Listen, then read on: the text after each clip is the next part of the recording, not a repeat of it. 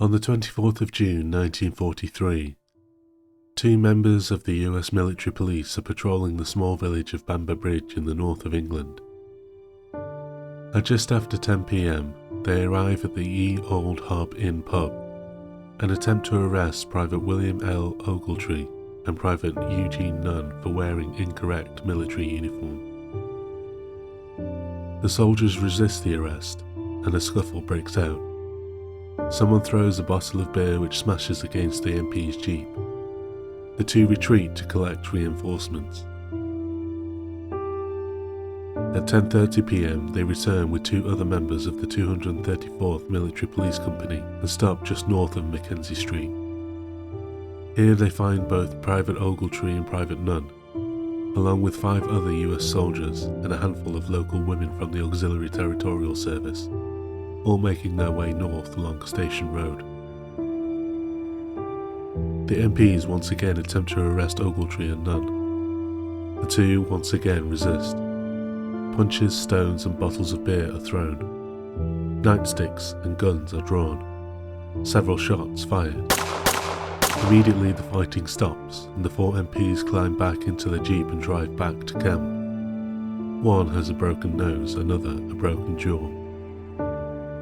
Left behind are Ogletree, who has been shot in the back, and Private Lynn N. Adams, shot in the neck.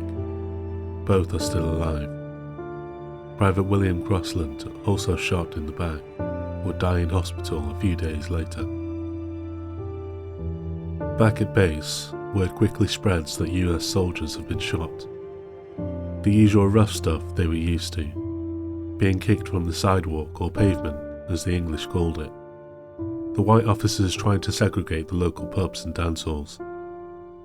Get seen walking with a white woman and the chances are someone with a nightstick will intervene. But this time, they pulled guns. 2 days ago in Detroit, police had killed 25 African Americans during the rioting. Then, as now, the whites were out to kill. Following Pearl Harbor, about 4 million US troops would be stationed in Britain prior to deployment in Europe. About 130,000 of these soldiers were black. Much like in the Jim Crow South, the US Army was segregated. Black servicemen were routinely relegated to combat support roles in the supply, engineering and transport corps. Very few were commissioned officers. The US authorities had formally requested that provisions be made to segregate the towns and villages in Britain where black US troops would be posted. This was refused. In fact, African American troops were, for the most part, warmly received in Britain. In polls, newspaper and magazine articles, in letters home to family, the feeling was that the black soldiers were treated well, and were well liked. This is not to say that Britain was a model of racial harmony, far from it. There had been race riots in Britain in 1919. There would be again, especially in the 1980s. However, at the outbreak of World War II, there were simply not enough people of colour resident in Britain for most to recognise race as a distinct social or political issue. Thus, in places where black troops were stationed, in places like Bamber Bridge, white American officers, many but not all from the southern US, attempted to impose an informal racial segregation. Anthony Burgess, the British author of A Clockwork Orange, whose pregnant wife, incidentally, was beaten and raped by 4 US Army deserters while Burgess was stationed in Gibraltar. She subsequently lost the baby. Spent time in Bamber Bridge as part of his military service. Burgess would later tell of an incident in the village where white American officers attempted to segregate the local pub and exclude black troops from drinking there.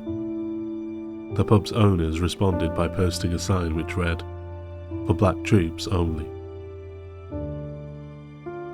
Adam Hall Military Camp was located to the north end of the village. It housed 2 battalions of the 1511th Quartermaster Truck Regiment, an all-black unit of around 1,500 troops. All the officers except one were white. By the time Privates Ogletree, Adams and Crossland had been carried back to camp, about 150 black troops had assembled in the main yard. Some were carrying rifles. Anger and resentment spread amongst the crowd. No one knew exactly how many had been shot, and what for. For drinking in the pub, for wearing a field jacket, for walking through the village with a white woman. For their part, the US Board of Review for the Judge Advocate General would describe the scene thus.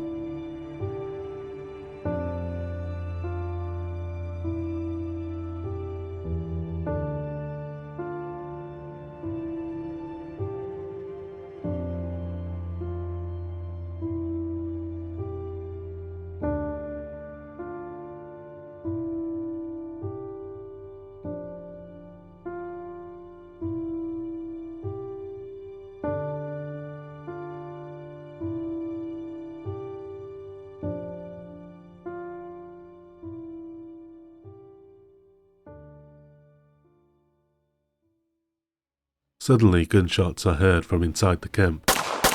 Some of the men jump into nearby military trucks and attempt to escape. One is stopped by the entrance gate. Another swings left and smashes through the perimeter fence. Further rifles, helmets and gas masks are taken.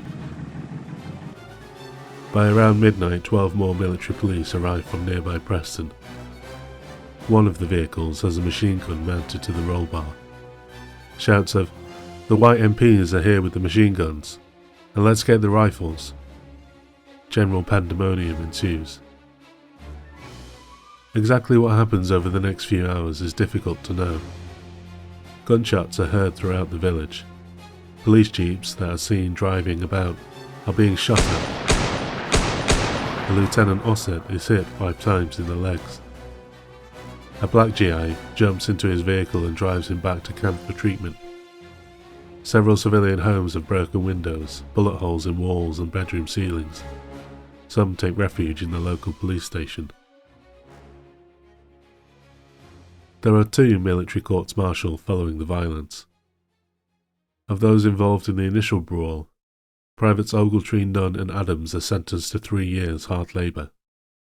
Another, Private Wise, to 2.5 years, although this latter conviction was voided upon review. At the second court-martial, 7 are found innocent and 28 convicted variously of mutiny, seizing arms and the firing upon officers. The sentences range from between 3 and 15 years hard labour, later reduced variously to between 1 and 10 years, with 1 sentence voided. The events at Bamber Bridge were not isolated.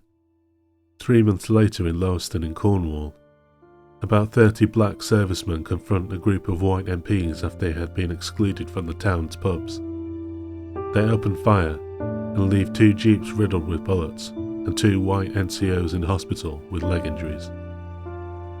14 black GIs were charged with mutiny and attempted murder and are sentenced to between 15 and 20 years hard labour.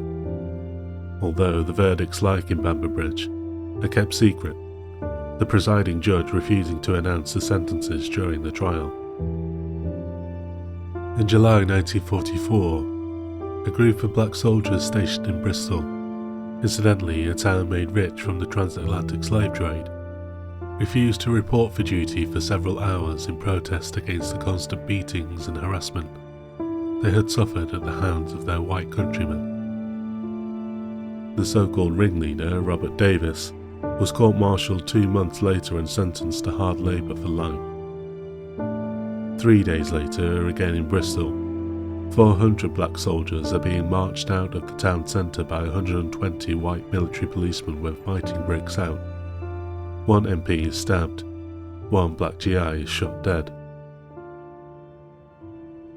Some attempts were made at reform, such as carrying out mixed black and white military patrols. But, in truth, poor race relations within the US Armed Forces persisted. President Truman began the process of integration of the military by executive order in 1948. US Army segregation officially ended in 1954, with the disbandment of the last all-black units. By that time, The process of eradicating racial prejudice and maltreatment of people of colour within the US Armed Services had just begun. Thanks for listening. If you like this, subscribe and hit the notification bell.